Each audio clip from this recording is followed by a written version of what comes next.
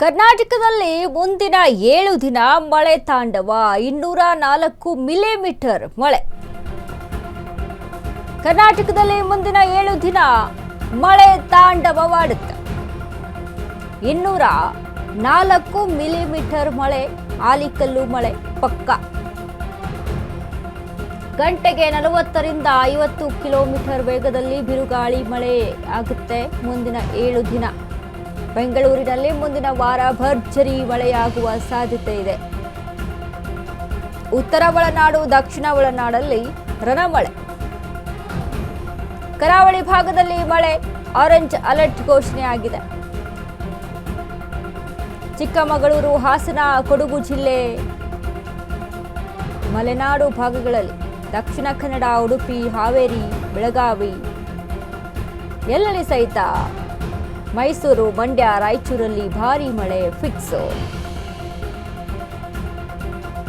ಮುಂದಿನ 7 ದಿನ ಮಳೆ ತಾಂಡವ 204 ಮಿಲಿಮೀಟರ್ ಮಳೆ, ಆಲಿಕಲ್ಲು ಮಳೆ ಪಕ್ಕ ಅಂತ ಹೇಳಲಾಗ್ತಾ ಇದೆ. ಗಂಟೆಗೆ 40ರಿಂದ 50 ಕಿಲೋಮೀಟರ್ ವೇಗದಲ್ಲಿ ಮಳೆ ಸುರಿಯುತ್ತಂತೆ. ಎಲ್ಲರೂ ಕೂಡ ಮುನ್ನೆಚ್ಚರಿಕೆಯಾಗಿರಿ. ಇನ್ನು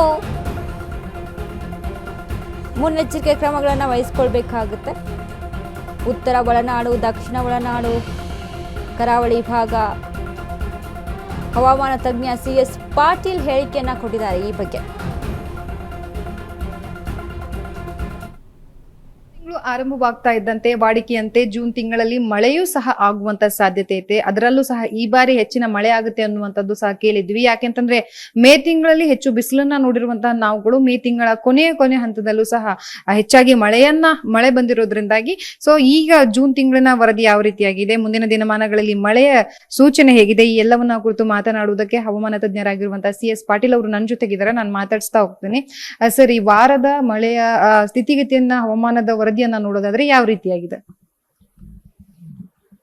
ಜೂನ್ 1-2ರಂದು ಕರ್ನಾಟಕ ರಾಜ್ಯದಲ್ಲಿ ಅಂದ್ರೆ ಉತ್ತರ ಒಳನಾಡು, ದಕ್ಷಿಣ ಒಳನಾಡು ಹಾಗೂ ಕರಾವಳಿ ಜಿಲ್ಲೆಗಳಲ್ಲಿ ಕೆಲವು ಕಡೆ ಅಂದರೆ 50%ಕ್ಕಿಂತ ಕಡಿಮೆ ಪ್ರದೇಶದಲ್ಲಿ ಹಗುರದಿಂದ ಸಾಧಾರಣವಾಗಿ ಗುಡುಗು ಮಿಂಚು ಸಮೇತವಾಗಿ ಮಳೆಯಾಗುವ ಸಾಧ್ಯತೆ ಐತಿ.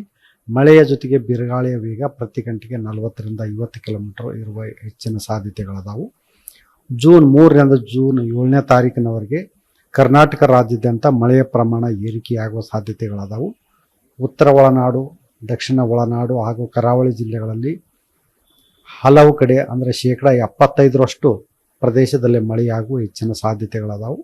ಮತ್ತು ಮಳೆಯ ಜೊತೆಗೆ ಗುಡುಗು ಮಿಂಚು ಎದ್ದು ಅದರ ಜೊತೆಗೆ ಗಾಳಿಯ ವೇಗ ಪ್ರತಿ ಗಂಟೆಗೆ 40ರಿಂದ 50 ಕಿಲೋಮೀಟರ್ ಇರುವ ಸಾಧ್ಯತೆಗಳದಾವು. ಮತ್ತು ಕೆಲವು ಜಿಲ್ಲೆಗಳಲ್ಲಿ ಭಾರೀ ಮಳೆಯನ್ನು ಕೂಡ ನಿರೀಕ್ಷಿಸಬಹುದು. ಮುಖ್ಯವಾಗಿ ದಕ್ಷಿಣ ಕನ್ನಡ, ಉಡುಪಿ, ಚಿಕ್ಕಮಗಳೂರು, ಹಾಸನ, ಕೊಡಗು, ಚಾಮರಾಜನಗರ, ಮೈಸೂರು, ಮಂಡ್ಯ, ರಾಮನಗರ ಈ ಜಿಲ್ಲೆಗಳಲ್ಲಿ ಭಾರೀ ಮಳೆ ಆಗುವ ಸಾಧ್ಯತೆಗಳದಾವು. ಮತ್ತು ಬೆಳಗಾವಿ, ಹಾವೇರಿ ಮತ್ತು ರಾಯಚೂರಿನಲ್ಲಿ ಕೂಡ ಕೆಲವು ಕಡೆ ಭಾರೀ ಮಳೆಯಾಗುವ ಸಾಧ್ಯತೆಗಳದಾವು. ಸರ್, ಈಗ ವರದಿಯ ಪ್ರಕಾರವನ್ನು ನೋಡೋದಾದ್ರೆ ಯಾವೆಲ್ಲ ಜಿಲ್ಲೆಗಳಿಗೆ ಏನಾದ್ರು ಅಲರ್ಟ್ ಅನ್ನ ಕೊಡೋದಾದ್ರೆ ಯಾವ ಜಿಲ್ಲೆಗೆ ಕೊಟ್ಟಿರುವಂತದ್ದು?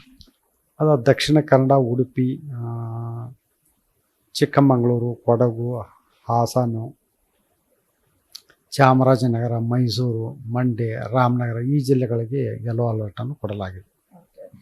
ಬಿಸಿಲಿನ ತಾಪಮಾನವನ್ನ ನೋಡೋದಾದ್ರೆ ಯಾವ ರೀತಿಯಾಗಿರುತ್ತೆ?